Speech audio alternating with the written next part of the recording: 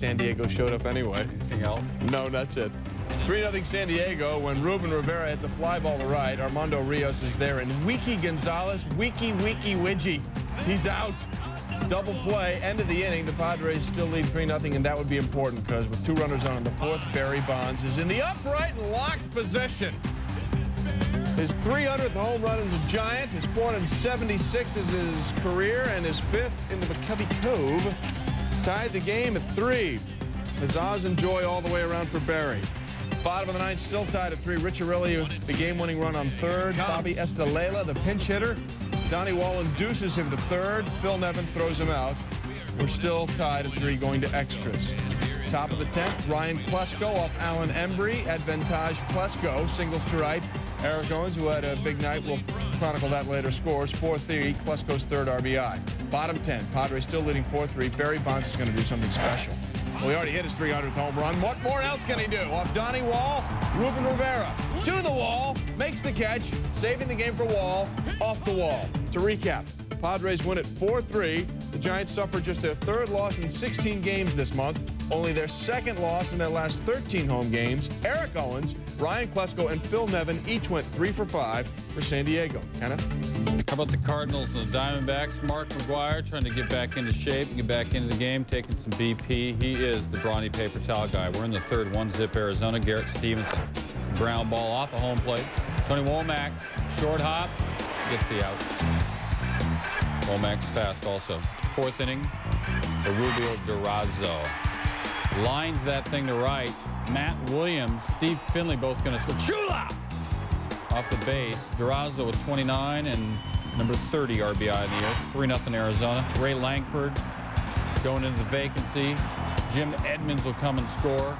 Cardinals now down 4-2 here in the 6th. So the 9th suddenly. 2 out. Arizona's up 4-3. Matt Manti to Sean Dunston. He's leaving. That's more beer for us. Arizona's bullpen retired all 12 batters apace. Arizona wins at 4-3.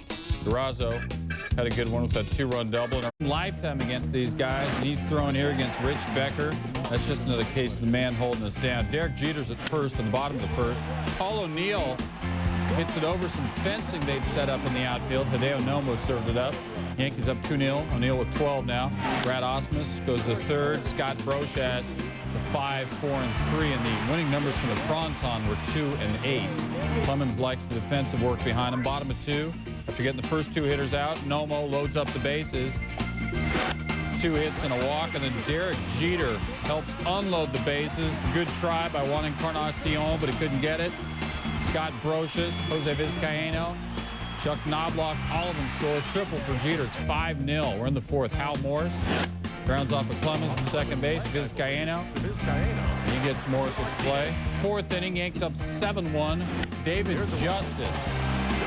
And even with derogatory credit, you can own a brand new car. That's his 4th as a Yank, 25th of the year. We're in the 5th. Encarnacion to 3rd. Brochus, good play again. Sliding stop. Good gun across. Top of 7. Clemens going well to Hal Morris. Tree died to make that bat. 10th K of the game. And then in the 8th, Clemens to Becker, choking on a splinter. Becker K's out 4 times in this game. Clemens strikes out 11.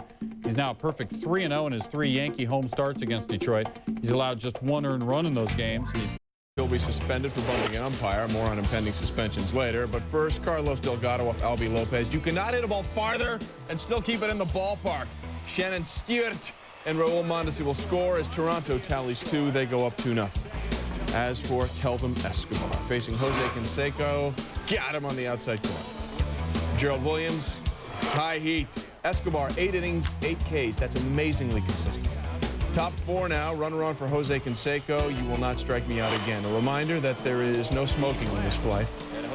Deep to left, a 2-run shot is 439th, passing Andre Dawson into 24th on the all-time home run list, and then Brad Fulmer, who's nowhere near the all-time home run list, but that doesn't matter because Albie Lopez has just surrendered his 17th home run, and the Blue Jays go on to win it. Final 5-2. Escobar just 2 hits in 8 innings. He's The Mets and the Expos here. Glennon Rush getting the start for the Mets. 6th inning, 2-1 Expos. Mike Mordecai, the shot to center. Jay Payton, fancy play. Still 2-1 Expos. 7th inning, 2 on, 1 out. The game is tied at 2. Vlad Guerrero against Pat Mahomes. That's going to the wall.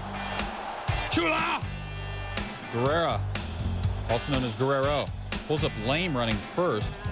Wilton Guerrero comes in to score, not Lame. Guerrero left the game. Bad hip flexor. 7th inning, loaded up, 1 out. Chris Widger going to right. Derek Bell, the catch. The big hose coming home. Mike Piazza applies the tag.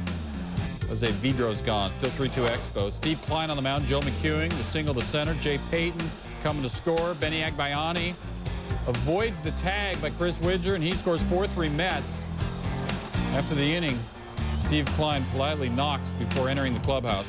The Mets added an empty netter to win it by a count of 5-3. The Expos have dumped 4 straight, 8 of 9. Also lost pitcher Tony Armas Jr. to the 15-day DL. And Barry Larkin is still in Cincinnati. Game scoreless in the 6th. Larkin says it is scoreless no more. A rope off Chris Holt. Solo shot is 10th. 1-0 Cincy. That is Dimitri Young wielding a bat. He's good with it. Ropes it to right. An RBI single. Ken Griffey Jr.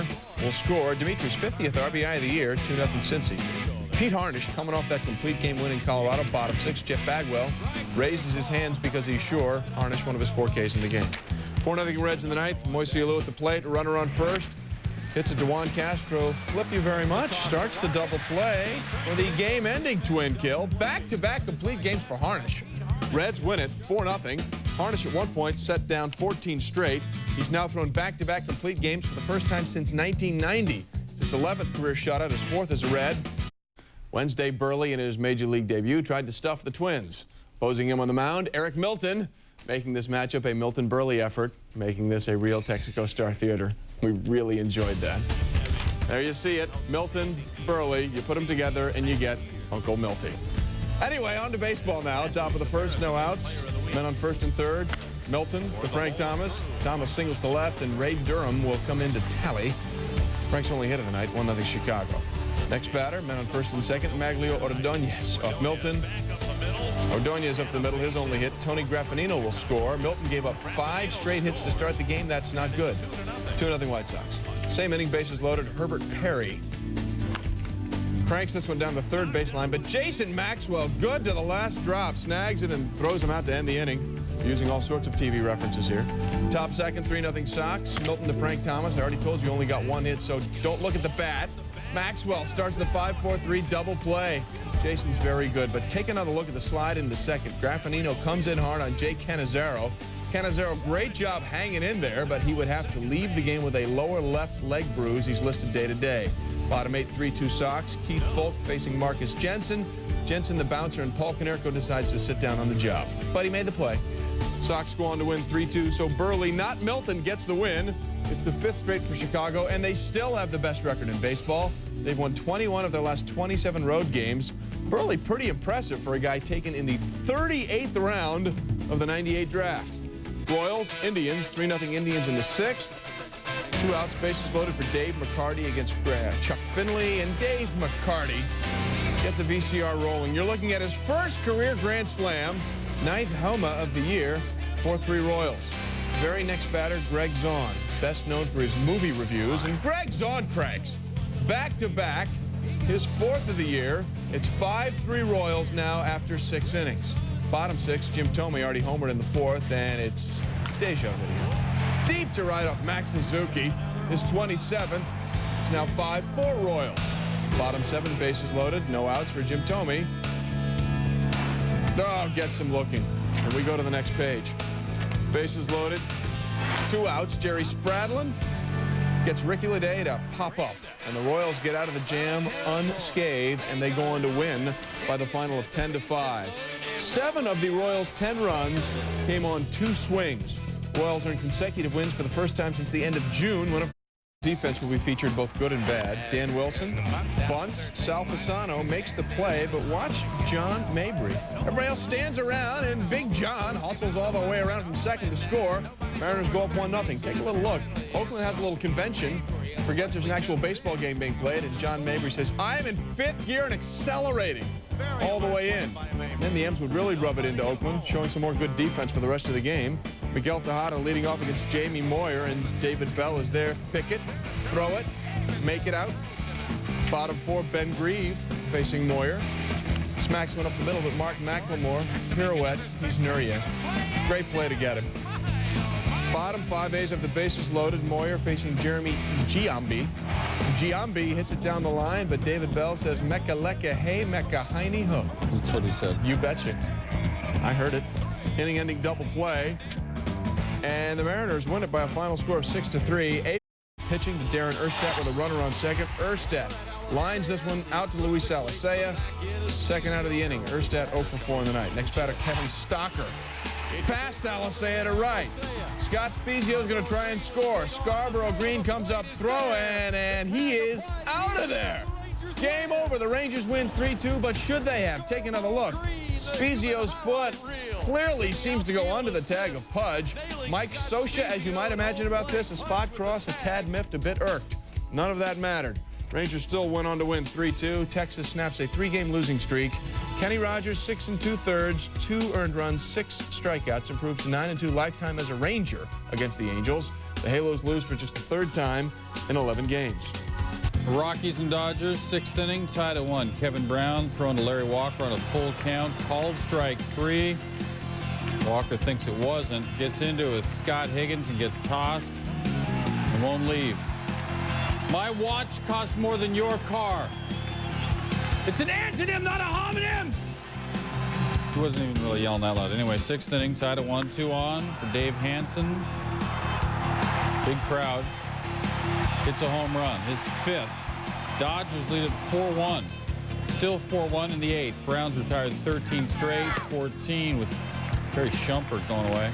Brown goes 8 innings, retired 23 of the last 24 he faced.